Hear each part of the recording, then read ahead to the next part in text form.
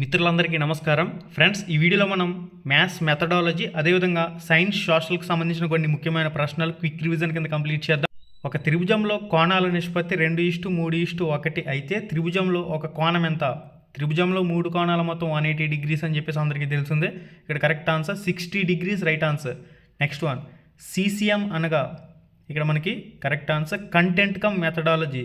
CCM అనగా content come methodology అనేది సరైన సమాధానం అవుతుంది. మనకి తదుపరి ప్రశ్న, 50 మార్కులకు నిర్వహించే సంగ్రహణాత్మక మదింపులో సమస్య సాధన శాతం. Correct answer 50%. ఓకే, సంగ్రహణాత్మక మదింపులో సమస్య సాధన. తదుపరి, ఇది సమస్య పరిష్కార పద్ధతి కాదు. పునఃప్రవచన పద్ధతి, విశ్లేషణ పద్ధతి, సాదృశ్య పద్ధతి, జామితీ పద్ధతి. జామితీ పద్ధతి రైట్ ఆన్సర్. ఇది సమస్య పరిష్కార పద్ధతి కాదు, జామితీయ పద్ధతి. తదుపరి, గ్రీకుల గణన విధానం. గ్రీకుల గణన విధానం ఇక్కడ మనకి సరైన సమాధానం చూసినట్లయితే లాజిస్టికా. లాజిస్టికా రైట్ ఆన్సర్. ప్రాథమిక స్థాయిలో గణిత విద్య ప్రధాన గమ్యం. ప్రాథమిక స్థాయిలో గణిత విద్య ప్రధాన గమ్యం పిల్లల ఆలోచనలను గణితీకరించటం. తదుపరి ప్రశ్న, గణిత గ్రంథాలయంలో ఉండవలసిన ముఖ్యమైన గ్రంథం గణిత డిక్షనరీ. గణిత గ్రంథాలయంలో ఉండవలసిన ముఖ్యమైన గ్రంథం గణిత డిక్షనరీ. తదుపరి చూడండి, EVS science social. Carrom board మీద బిళ్ళల్లో ఉండే చలనం. క్యారమ్ బోర్డు మీద బిళ్ళలో ఉండే చలనం ఏమిటి? ఇక్కడ సరైన సమాధానం సరళ రేఖీయ చలనం. సరళ రేఖీయ చలనం రైట్ ఆన్సర్. తదుపరి, 2 సమతల దర్పణాల మధ్య కోణం తగ్గిస్తున్న కొలది వాటి మధ్య గల ప్రతిబింబాల సంఖ్య పెరుగుతుంది. మనకి తదుపరి ప్రశ్న, చంద్రయాన్ 2లో ల్యాండర్ పేరు Vikram lander, Pragyan rover. Okay, Chandrayaan 2లో ల్యాండర్ పేరు విక్రమ్, సరైన సమాధానం. మనకి తదుపరి ప్రశ్న, గైస్ ఇంకా ఎవరైతే ఈ వీడియోని లైక్ చేయలేదో లైక్ చేసేయండి. బాహ్య చెవులు లేనటువంటి జంతువు ఏనుగు, జిరాఫీ. కుక్కకి బాహ్య చెవులు అనేవి ఉంటాయి, కప్పకి ఉండవు. కప్ప అనేది సరైన సమాధానం. మనకి తదుపరి ప్రశ్న, శారదా చట్టం ప్రకారం బాలికా వివాహానికి కనీస వయస్సు. శారదా చట్టం ప్రకారం 14 సంవత్సరాలు. మనకి తదుపరి ప్రశ్న, ఆమ్ల వర్షాలకు కారణం. ఆమ్ల వర్షాలకు కారణం NO2, SO2. NO2, SO2. మనకి తదుపరి ప్రశ్న, పాటల రూపంలో ఉన్న సంకలనం భారతీయ సంగీతం యొక్క మూలాలు ఇందులో ఉన్నాయి. ఇక్కడ మనకి సరైన సమాధానం సామవేదం, రైట్ ఆన్సర్. సామవేదం కరెక్ట్ ఆన్సర్. మనకి తదుపరి ప్రశ్న, వేదకాలానికి మరలండి అని పిలుపునిచ్చిన వారు ఎవరు? వేదకాలానికి మరలండి అని పిలుపునిచ్చిన వారు స్వామి దయానంద సరస్వతి. స్వామి దయానంద సరస్వతి రైట్ ఆన్సర్. తదుపరి, తారిక్ అల్ హింద్. తారిక్ అల్ హింద్ భారతదేశ చరిత్ర అనే గ్రంథాన్ని రచించింది ఎవరయ్యా అంటే అల్ బెరూని. అల్ బెరూని కరెక్ట్ ఆన్సర్. కేంద్ర ప్రభుత్వం జాతీయ అటవీ పరిరక్షణ విధానాన్ని అమలు చేసిన సంవత్సరం 1952, 1952 రైట్ ఆన్సర్. మనకి తదుపరి ప్రశ్న, పాదాచారులు రోడ్డును దాటుటకు ఉపయోగించేది జీబ్రా క్రాసింగ్. పాదాచారులు రోడ్డును దాటుటకు ఉపయోగించేది జీబ్రా క్రాసింగ్. తదుపరి, బస్సులో టికెట్ ఇచ్చేందుకు ఉపయోగించే మిషన్ పేరు ఏంటంటే TIMS. ఆప్షన్ 4 ఇక్కడ మనకి సరైన సమాధానం. మనకి తదుపరి ప్రశ్న,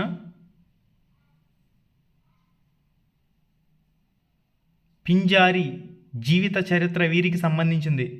పింజారీ జీవిత చరిత్ర వీరికి సంబంధించింది అనేది మనకి ప్రశ్న. సరైన సమాధానం Shaik Nazar. Shaik Nazar right answer. Flora మరియు ఫానా అనగా ఒక ప్రత్యేక ప్రాంతంలో పెరిగే మొక్కలు మరియు జంతువుల్ని ఫ్లోరా మరియు ఫానా అంటారు. తదుపరి, ఈ క్రింది వాటిలో నేలలోని పైపొర. ఈ క్రింది వాటిలో నేలలోని పైపొర ఓక్షితిజం. తదుపరి, కంపించే వస్తువు తన మాధ్యమిక స్థానం నుంచి పొందే గరిష్ట స్థానభ్రంశం కంపన పరిమితి. కంపన పరిమితి ఇక్కడ మనకి సరైన సమాధానం. తదుపరి కేంద్రక పూర్వకణానికి ఉదాహరణ. కేంద్రక పూర్వకణానికి ఉదాహరణ అని చెప్పేసి ఇక్కడ ప్రశ్న. Bacteria right answer. Bacteria correct answer. మనకి తదుపరి ప్రశ్న అన్నపూర్ణ పథకం కార్డు కలిగి ఉన్న నిరుపేదలకు ప్రభుత్వం ఉచితంగా ఇచ్చు బియ్యం కిలోలలో. ఇక్కడ మనకి సరైన సమాధానం 10 కిలోలు. 10 కిలోలు సరైన సమాధానం అయితే అవుతుంది.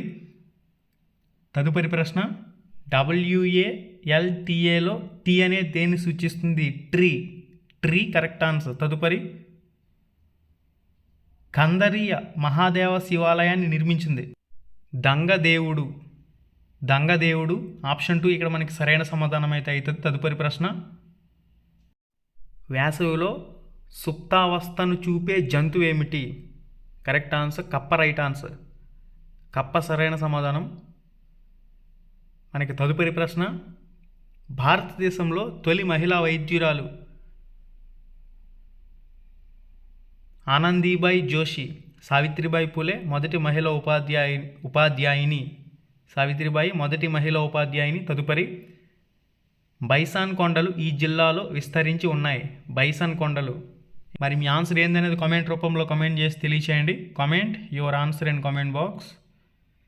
మనకి తదుపరి ప్రశ్న మొట్టమొదటిగా క్లోనింగ్ ద్వారా ఉత్పత్తి చేయబడిన క్షీరదం. Dolly right answer. Dolly correct answer. తదుపరి ఈశ్వర్భాయ్ పటేల్ కమిటీ 6-7 తరగతులకు సంబంధించి ప్రోత్సహించాలని సూచించిన విద్యార్థి భాగస్వామ్య పద్ధతి ఏందయా అంటే కృత్యాధార పద్ధతి రైట్ ఆన్సర్. మనకి తదుపరి ప్రశ్న పాఠ్య ప్రణాళిక విద్యార్థుల వయస్సుకు తగినట్లుగా వారి అవసరాలను తీర్చేటట్లుగా ఉండాలి. ఇది డాష్. మనకి కరెక్ట్ ఆన్సర్ శిశు కేంద్రీకృత సూత్రం రైట్ ఆన్సర్. శిశు కేంద్రీకృత సూత్రం భావావేశ రంగానికి సంబంధించిన లక్ష్యం. భావావేశ రంగానికి సంబంధించిన లక్ష్యం ఏమిటి అనేది ప్రశ్న. కరెక్ట్ ఆన్సర్ వైఖరులు రైట్ ఆన్సర్. చెట్లను నాటవలసిన అవసరాన్ని వివరిస్తూ 2 నినాదాలు రాయండి అనే ఈ ప్రశ్న ఈ విద్యా ప్రమాణానికి చెందుతుంది.